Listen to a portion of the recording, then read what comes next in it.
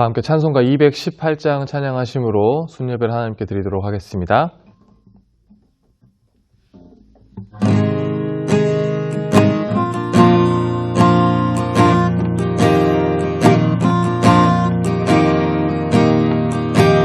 내 맘과 정성을 다하여서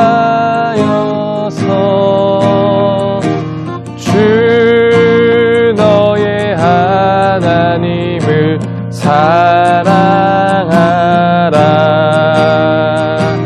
내 몸을 아끼고 사랑하듯 형제와 이웃을 사랑하라.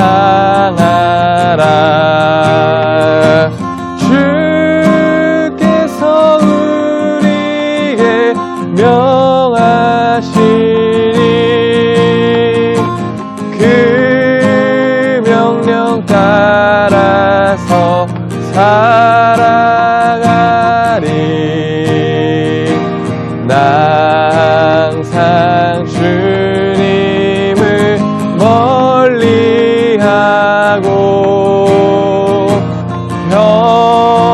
형제를 사랑하지 못하였다. 이러한 죄인을 사랑하사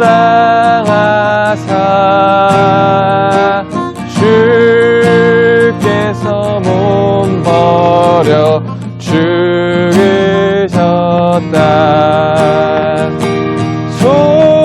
속죄의 큰 사랑 받으니 모 내 생명 다 바쳐 충성하리.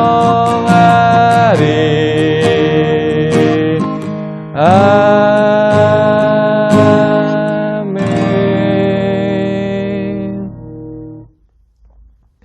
사랑이 많으신 하나님 아버지 감사합니다. 금요 순예배로 모이게 하시고 하나님을 더욱 알아가게 하시고 주님을 더욱 사랑할 수 있는 귀한 시간 허락하여 주시며 감사합니다. 주님, 이 시간 이 자리에 함께 임재하여 주시옵시고 들리는 말씀 가운데에 성령의 능력을 더욱더 덧입혀 주시옵소서. 감사드리며 모든 말씀 우리 구주 예수님의 이름으로 기도합니다. 아멘. 오늘 함께 보실 하나님의 말씀은 누가복음 10장 25절부터 37절까지의 말씀입니다. 어떤 율법교사가 일어나 예수를 시험하여 이르되 선생님, 내가 무엇을 하여야 영생을 얻으리이까? 예수께서 이르시되 율법에 무엇이라 기록되었으며 내가 어떻게 읽느냐? 대답하여 이르되 내 마음을 다하며 목숨을 다하며 힘을 다하며 뜻을 다하여 주 너의 하나님을 사랑하고 또한 내 이웃을 내 자신같이 사랑하라 하였나이다. 예수께서 이르시되 내 대답이 옳도다. 이를 행하라. 그러면 살리라 하시니 그 사람이 자기를 옳게 보이려고 예수께 여짜오되 그러면 내 이웃이 누구니이까? 예수께서 대답하여 이르시되 어떤 사람이 예루살렘에서 여리고로 내려가다가 강도를 만나매 강도들이 그 옷을 벗기고 때려 거의 죽은 것을 버리고 갔더라.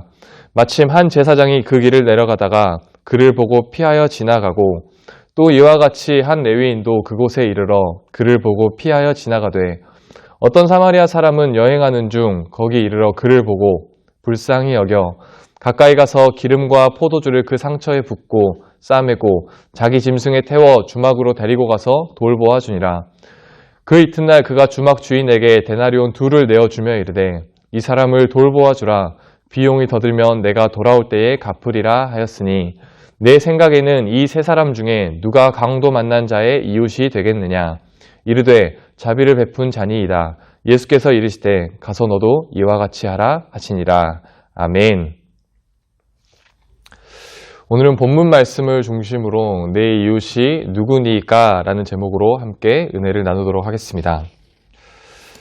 한 율법교사가 예수님을 시험하기 위해서 질문합니다. 그 질문의 내용은 무엇을 해야 영생을 얻을 수 있는지, 어떻게 해야 영생을 얻을 수 있는지에 대한 영생을 얻을 수 있는지 영생에 관한 질문이었습니다. 예수님께서는 율법에는 무엇이라 기록되어 있는지 반문하시고 율법교사는 율법에 기록된 대로 하나님 사랑, 이웃사랑이라고 요약적으로 잘 대답하게 됩니다. 예수님께서는 그 대답이 옳다고 인정하시면서 그 율법대로 온전히 행하면 영생을 얻을 것이다 라고 말씀하셨죠. 그러자 율법교사가 다시 질문합니다. 예수님, 그렇다면 내 이웃은 누구입니까? 내가 누구를 사랑하고 누구를 도와야 합니까? 라고 질문합니다.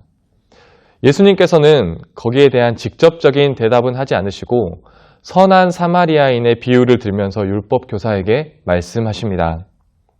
한 사람이 여리고에서 예루살렘으로 내려가다가 강도를 만나 자기의 모든 것을 빼앗기고 폭행을 당해 죽기 직전 상황이 되었습니다.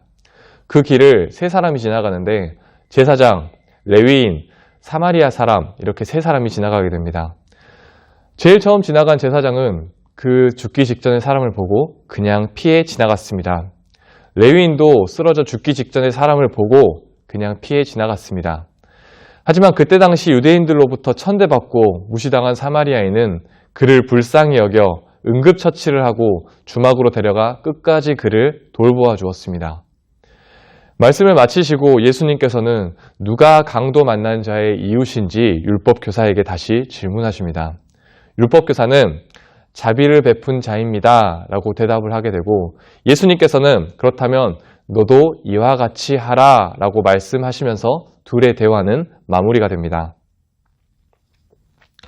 우리 주님은 선한 사마리아인의 비유를 통해서 진정한 구원받은 신앙은 이웃을 사랑하고 이웃 사랑을 실천하는 사람이다 라고 우리에게 말씀해주고 계십니다. 그러면서 사마리아인을 등장시켜서 이웃 사랑을 우리도 이렇게 실천해야 된다라고 말씀하고 계시죠.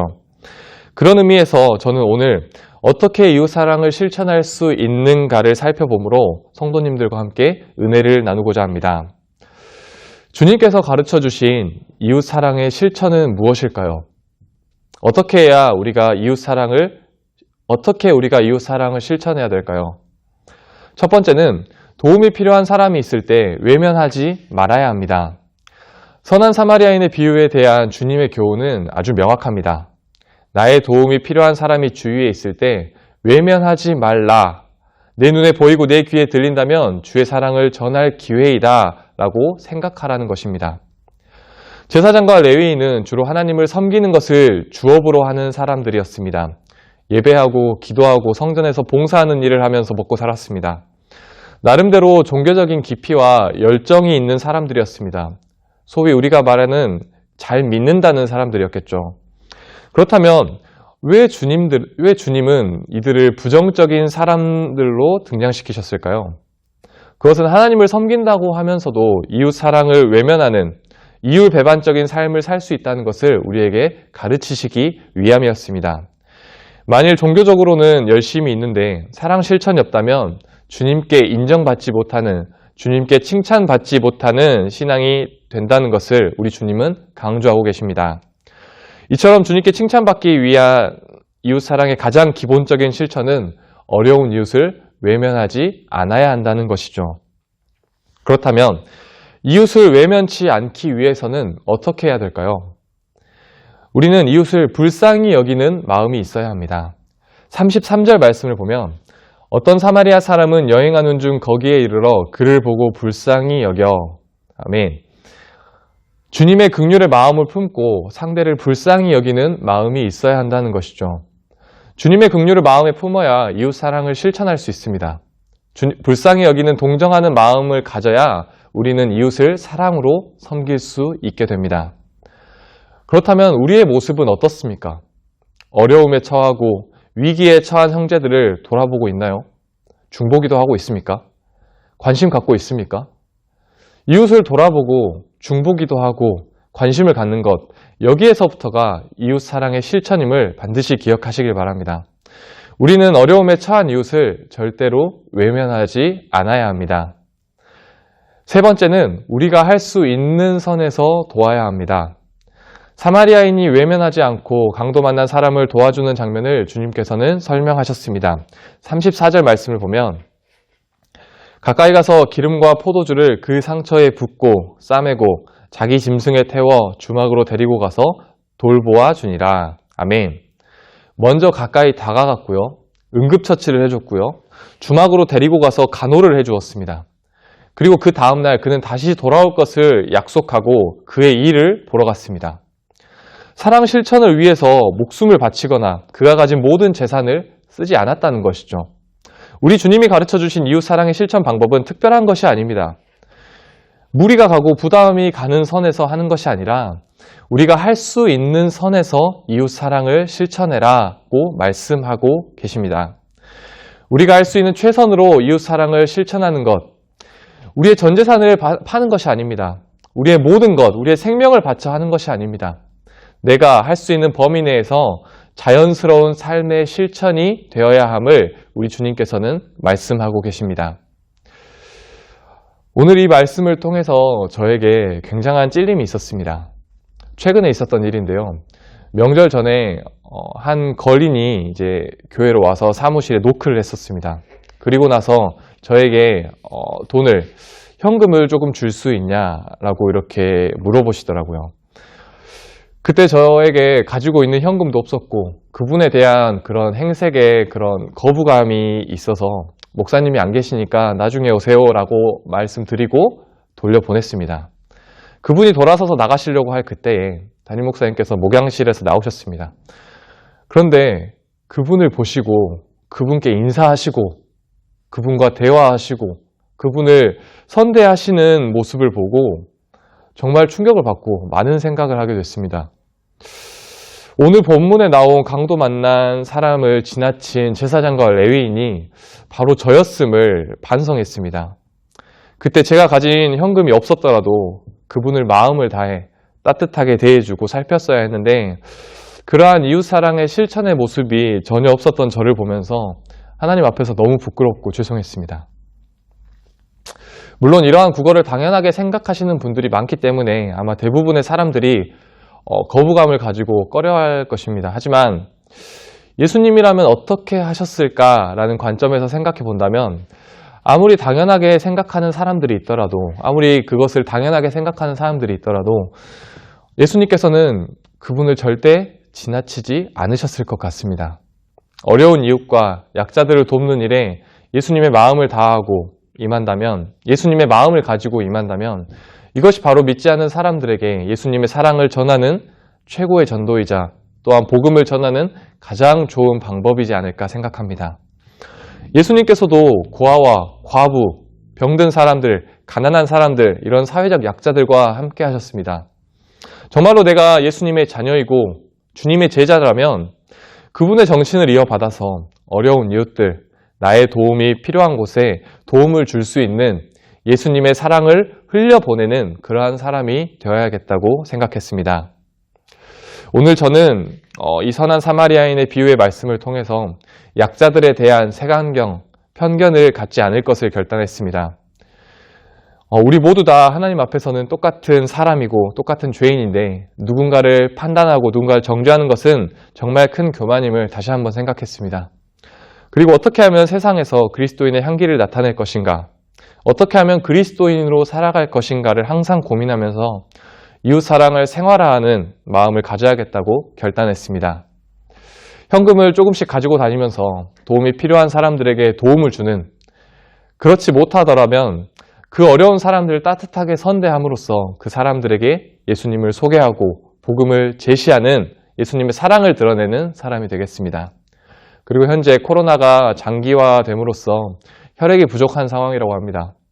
정기적인 헌혈을 함으로써 세상 가운데에 살아갈 때에 믿는 자의 본이 되는 삶을 살 것을 결단하겠습니다. 기도하겠습니다. 하나님 아버지 감사합니다. 저희가 주님을 믿는 믿음 생활을 하면서 나아갈 때에 하나님 사랑만 실천함으로 이웃사랑을 등한시하지 않는 우리 모두가 되길 소망합니다. 예수님의 모습을 본받아 어려운 이웃과 세상에게 예수님의 사랑을 드러내는 우리 모든 성도님들 될 수 있도록 인도하여 주옵소서.